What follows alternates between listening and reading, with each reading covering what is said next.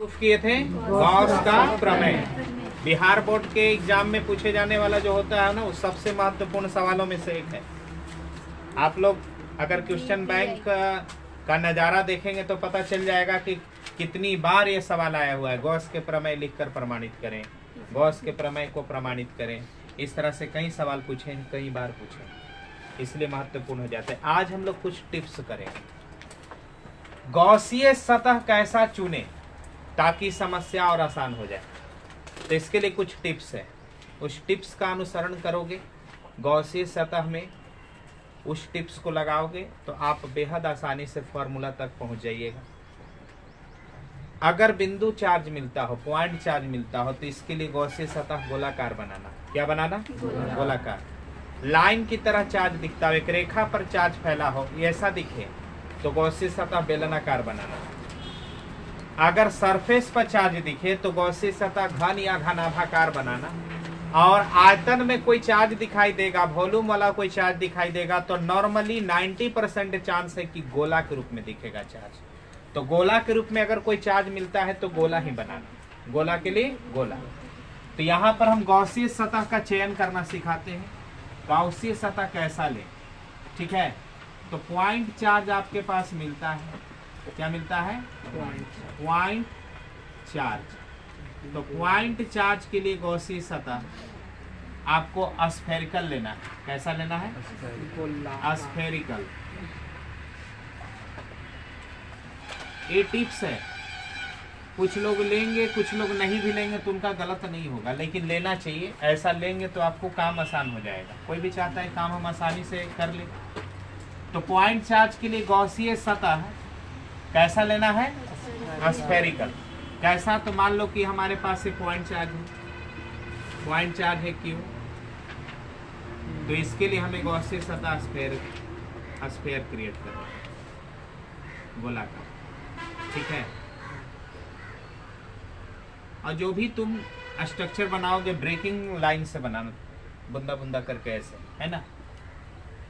तो point charge मिलता है तो गॉसीय सतह पर स्फेयर ले लीजिए। अगर आपके पास लाइन चार्ज मिलता है, कैसा मिलता है? लाइन चार्ज, रेखावेश मिलता हो, तो रेखावेश के लिए गॉसीय सतह बेलनाकार लेना चाहिए। कैसा लेना चाहिए? बेलनाकार, सिलिंड्रिकल।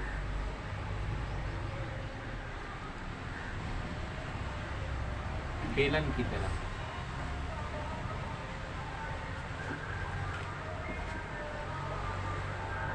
इस तरह का हमारा गॉसीय सतह क्रिएट करना, ठीक है ना। तो लाइन चार्ज के लिए सिलिंड्रिकल लेना है आपको।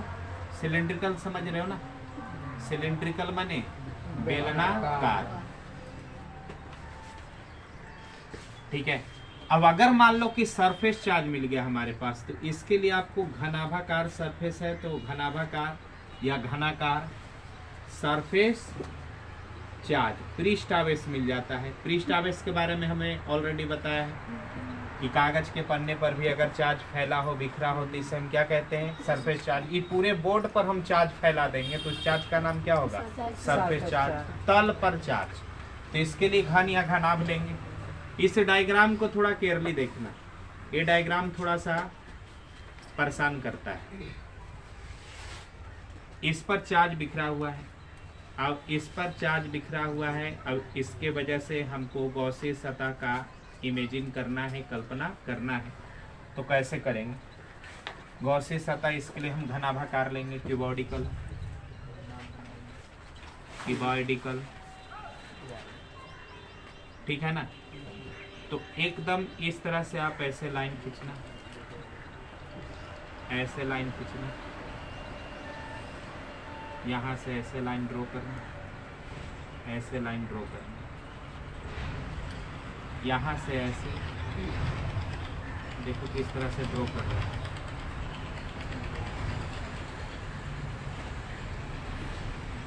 जिक्स्टा पार्ट लगेगा, घन का एक साइड आपको बनकर तैयार हो गया।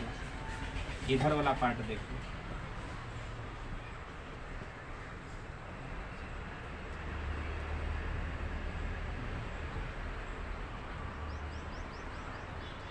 इस तरह का आपको गॉसियन सतह लेना होगा। ठीक है, ये हमारा कैसा हो गया, घनाभाकार। घनाभाकार इसी में थोड़ा सा समस्या होता है स्टूडेंट के साथ, बना नहीं पाता है, लेकिन प्रैक्टिस करेंगे हम लोग, 1 बार 2 बार 3 बार प्रैक्टिस करेंगे तो ये भी बनना शुरू हो जाएगा। अभी जैसा बन जाए वैसा करना, घर पर जाकर 2 बार 3 बार प्रैक्टिस कर लीजिएगा। अगर मान लो हमारे पास आयतन आवेश है, कैसा है, तो आयतन आवेश में ज्यादातर आपको गोला के रूप में चार्ज मिलेगा, तो इसमें तो कोई घबराना नहीं है। वॉल्यूम चार्ज है तो वॉल्यूम वाला चार्ज है, तो इसके लिए आप नॉर्मली गोला ही चार्ज के रूप में मिलेगा।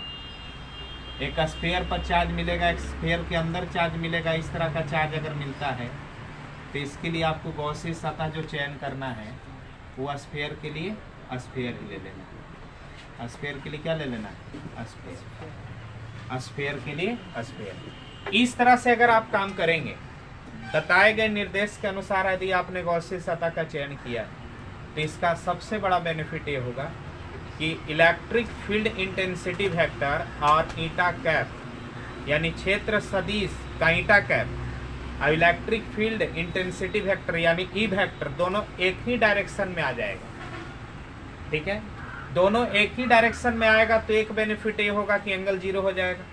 अब एंगल 0 होगा तो cos 0 का मान 1 यानी कोस टर्म हम रखने से बच जाएंगे। cos फाई का सूत्र में फाई बराबर EA cos थीटा, ये सूत्र लगाते हैं। तो एकरा में अगर हम इस तरह का डायग्राम चुने हैं तो इसके लिए हमको केवल फाई बराबर EA फार्मूला लगाना पड़ेगा। cos 0 कितना होता है, 1 लगाने की जरूरत नहीं पड़ेगा। तो इसका बेनिफिट से ही है, प्रॉफिट से ही है, यहाँ पर थीटा कितना हो जाता है, 0 डिग्री। थीटा किसके लिए 0 डिग्री हो जाता है, तो इलेक्ट्रिक फील्ड जिस डायरेक्शन में होगा ईटा कैप भी उसी डायरेक्शन में होगा। दोनों सेम डायरेक्शन में होने की वजह से थीटा कितना हो जाती है, 0। दोनों सेम डायरेक्शन में होने की वजह से थीटा कितनी हो जाती है, 0। ईटा कैप दाएं तो इलेक्ट्रिक फील्ड भी दाएं। अब ऐसा होगा तो थीटा इन्हीं दोनों के बीच में हम लोग निकालते हैं ना, तो थीटा इनके बीच में 0 आएगा। 0 आएगा तो cos 0 का मान रखने की जरूरत नहीं पड़ेगा। एक वेरिएबल साइलेंट हो जाएगा।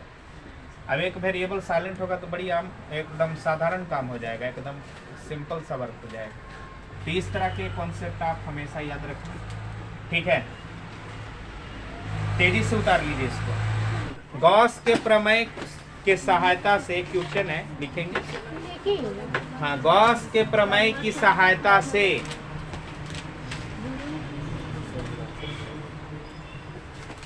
गॉस के प्रमेय की सहायता से गॉस की प्रमेय की सहायता से एक बिंदु आवेश Q के कारण Q बड़का लिखना है, छोटका ABCD और बड़का ABCD आता है ना। Q के कारण आवेश के कारण इससे R दूरी पर स्थित R छोटा लिखना है, इससे R दूरी पर स्थित किसी बिंदु P पर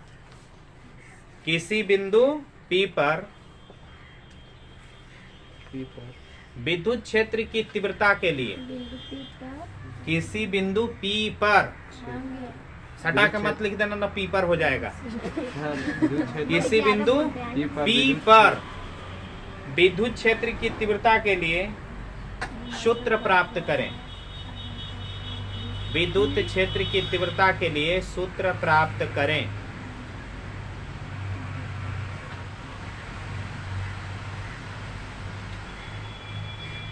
अच्छा रुक जाओ, अब लिखना बंद, कॉपी से रिश्ता तोड़ो, इधर जोड़ो।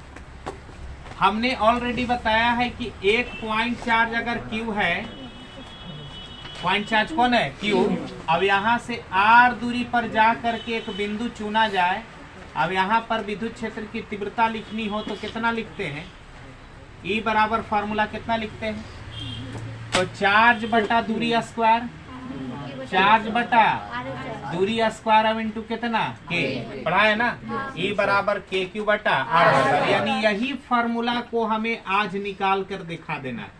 एक बार जो हम फार्मूला निकाले थे E बराबर के क्यू बटा आर स्क्वायर, वह जो सूत्र आया था परिभाषा के माध्यम से आया था।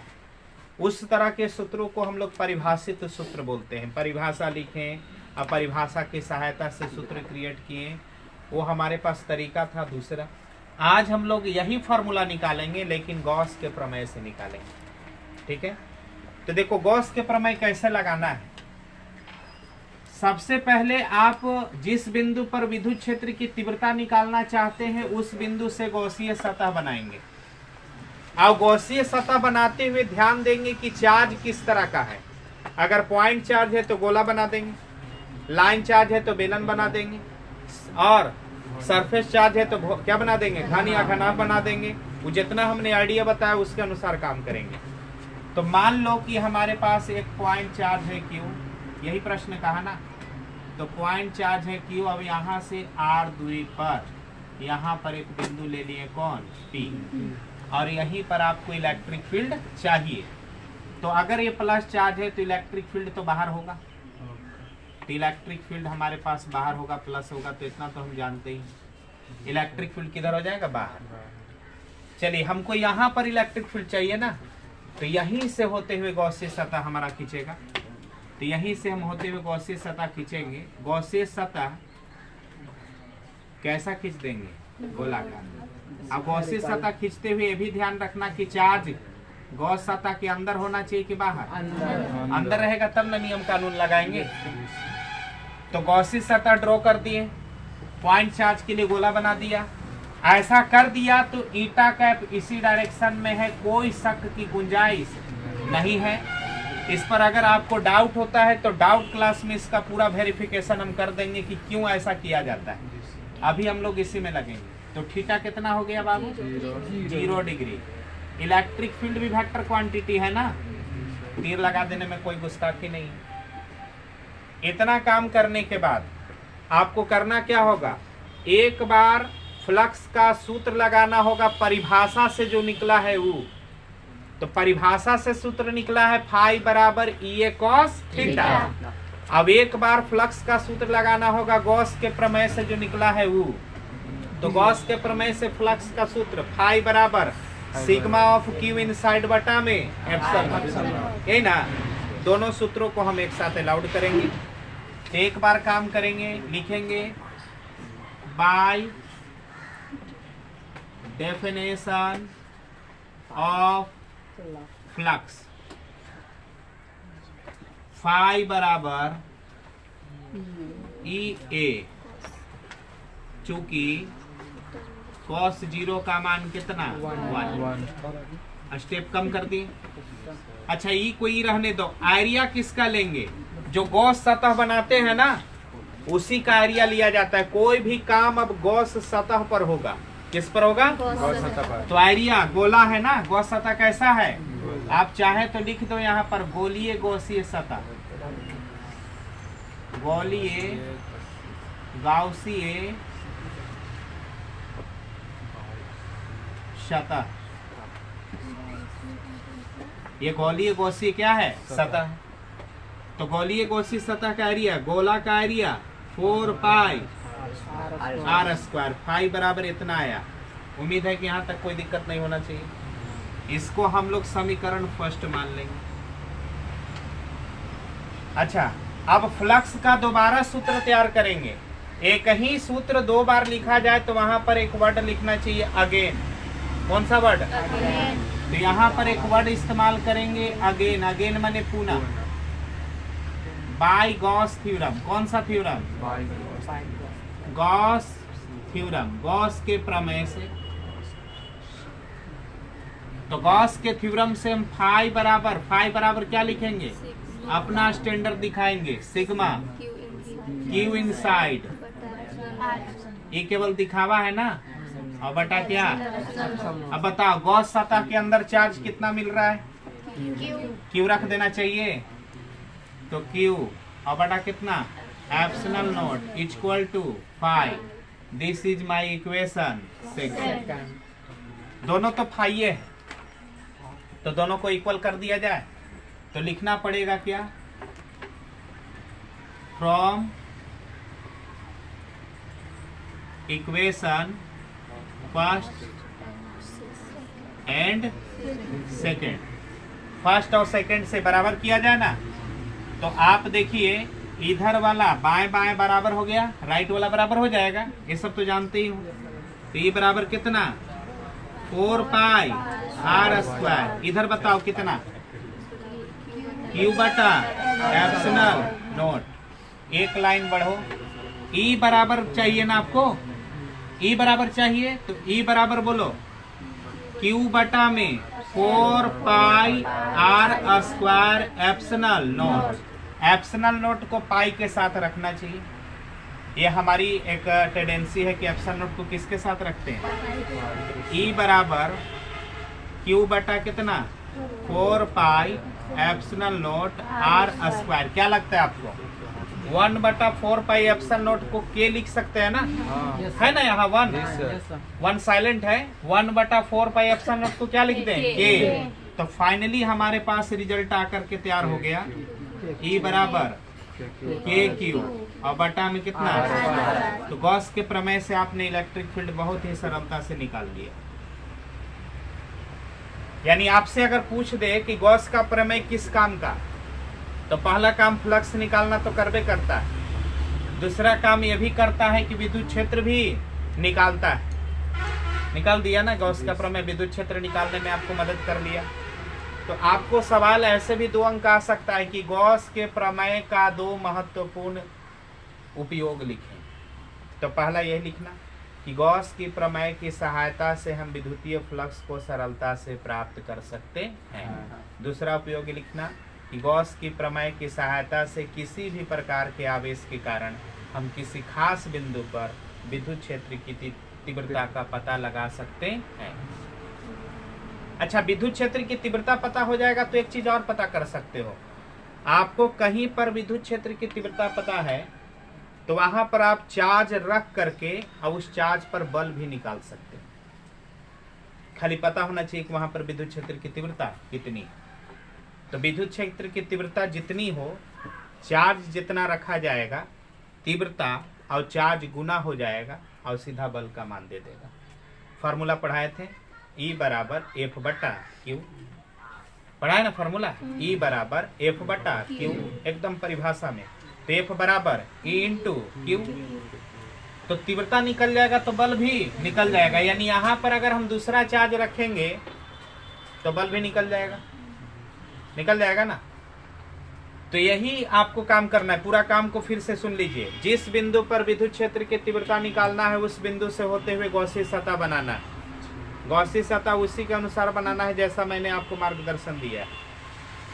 गॉसीय सतह बनाएंगे, गॉसीय सतह बनाने के बाद आप एक बार सूत्र लगाएंगे किसका, डेफिनेशन के फ्लक्स का सूत्र। अब एक बार सूत्र लगाएंगे फ्लक्स का, किसका, गॉस के प्रमेय का। दोनों फ्लक्सों को निकाल करके इक्वल कर देंगे, इक्वल करके ई का मान निकाल लेंगे। एकदम सिंपल रास्ता है, इसी के माध्यम से आपको चलना है। तो तेजी से इसको उतारिए, अगर किसी को डाउट हो तो बोलिए। का मन समझ में आया? तो तब दिमाग हिलते रहता है, हमारा टेंशन बढ़ा दिया कल। कहाँ का वो लगेगा, हाँ वो छूट गया, वो होता है मिस प्रिंटिंग। चलिए धन्यवाद। नहीं, कल हमें हिल गए, क्योंकि हमारे क्लास में ऐसा बहुत कम होता है जब क्लास में कोई स्टूडेंट खड़ा होकर बोल देता है कि ना समझ में आया। क्योंकि हमारी कोशिश ये होती है कि हमें कोमा का भी महत्व समझा दें।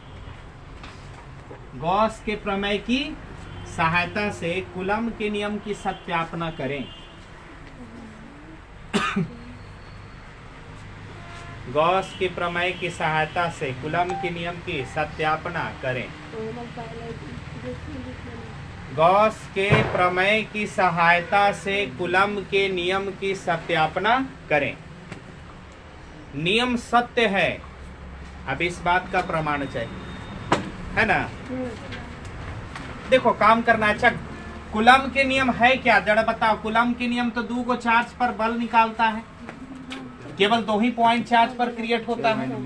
और एक चार्ज हमारे पास Q1 हो और दूसरा चार्ज Q2 हो, अब इनके बीच में दूरी अगर गिवन है, दिया हुआ है, तो फॉर्मूला बहुत प्यारा सा आता है, K into Q1 into Q2 और बटा कौन R²। हमको यही सिद्ध करके दिखा देना, यानी इसमें के गो चार्ज, 2 गो चार्ज, Q1 और Q2। अच्छा, एक चार्ज दूसरे चार्ज पर बल लगाएगा, तो जिस चार्ज पर आपको बल लगाना है उसको बाहर रखना, और जिस चार्ज की वजह से बल लगाना है उसको अंदर रखना। कहाँ अंदर और कहाँ बाहर? गॉस के सतह के अंदर कौन जो चार्ज बल लगा रहा है वो गॉस के सतह के अंदर रहेगा, और जिस पर बल लग रहा है वो गॉस की सतह पर रहेगा। कहाँ रहेगा?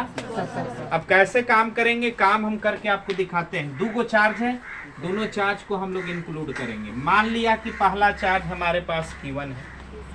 देखो एकदम सरल भाषा में काम करेंगे, रिपीट होगा, वर्क एकदम रिपीट होगा। मान लो कि हमारे पास Q1 चार्ज है। कौन सा चार्ज है? Q1। अब यहाँ से R दूरी पर, यहाँ से R दूरी पर एक बिंदु है P। अब इस बिंदु पर हम इलेक्ट्रिक फील्ड पहले निकालेंगे E।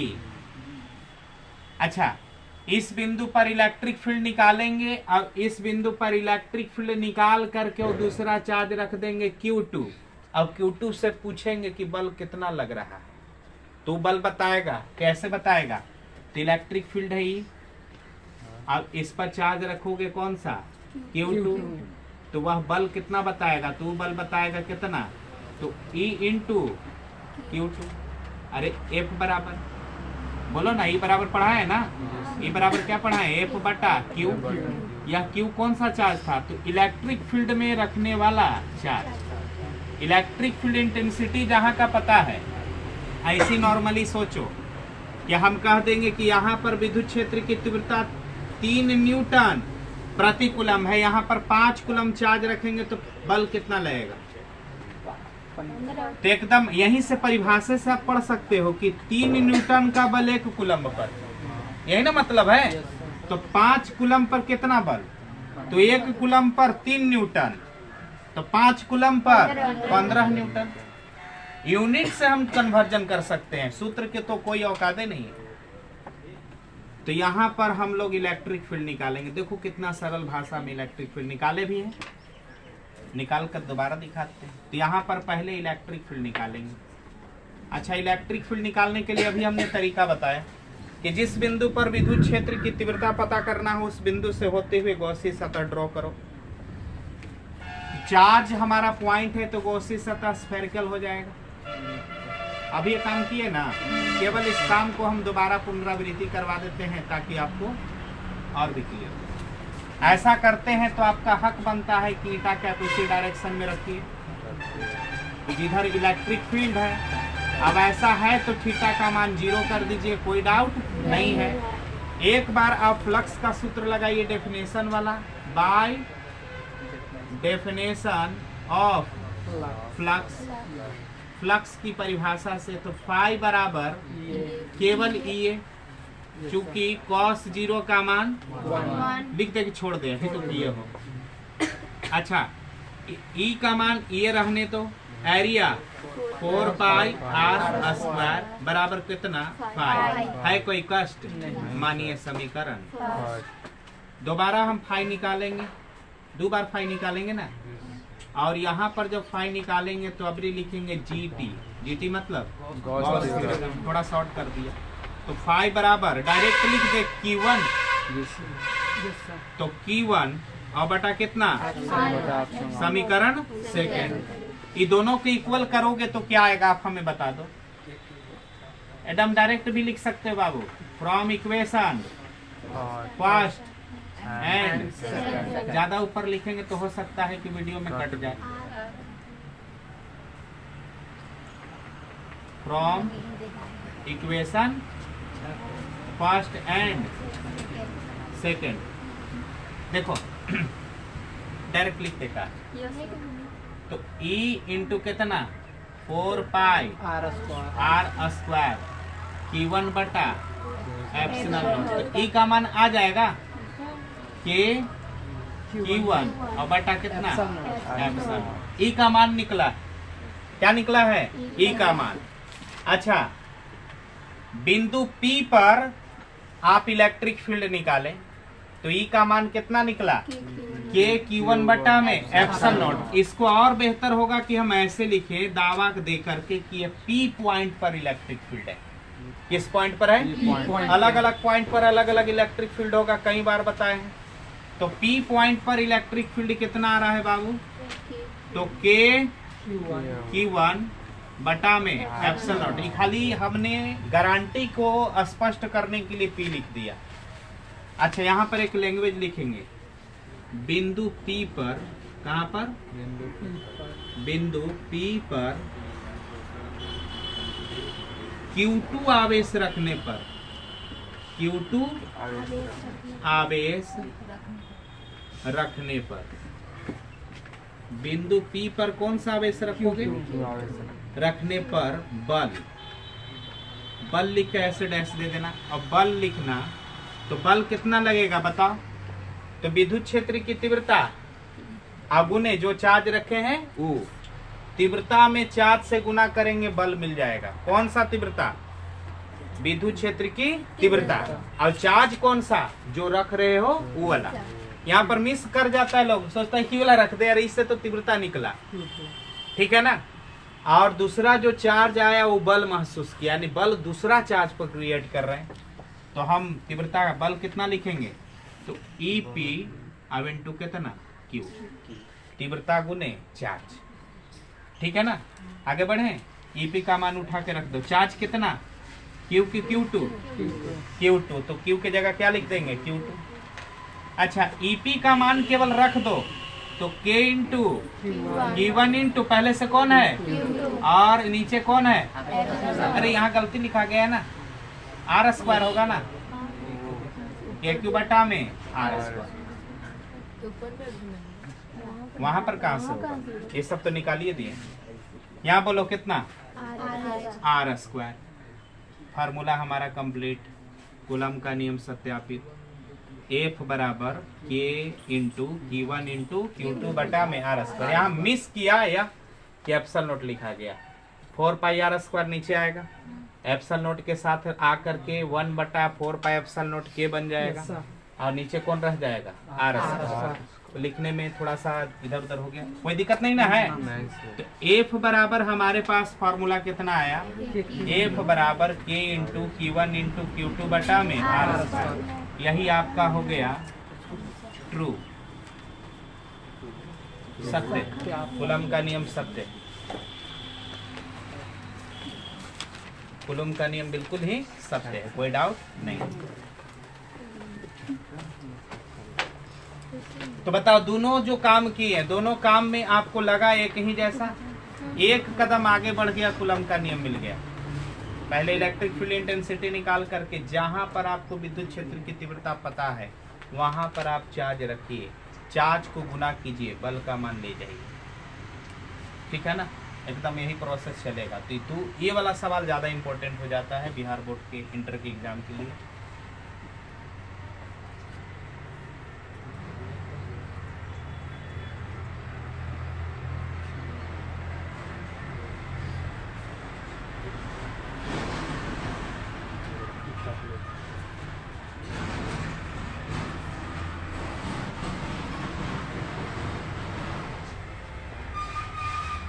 तो आज के लिए इतना ही। अगले क्लास में हम लोग लाइन चार्ज की वजह से, कौन सा चार्ज? रेखा आवेश की वजह से विद्युत क्षेत्र की तीव्रता निकालना सीखेंगे। फिर सरफेस चार्ज की वजह से विद्युत क्षेत्र की तीव्रता निकालना सीखेंगे। फिर वॉल्यूम चार्ज की वजह से विद्युत क्षेत्र की तीव्रता निकालेंगे। यानी अब केवल विद्युत क्षेत्र की तीव्रता कैलकुलेट करेंगे, ठीक है।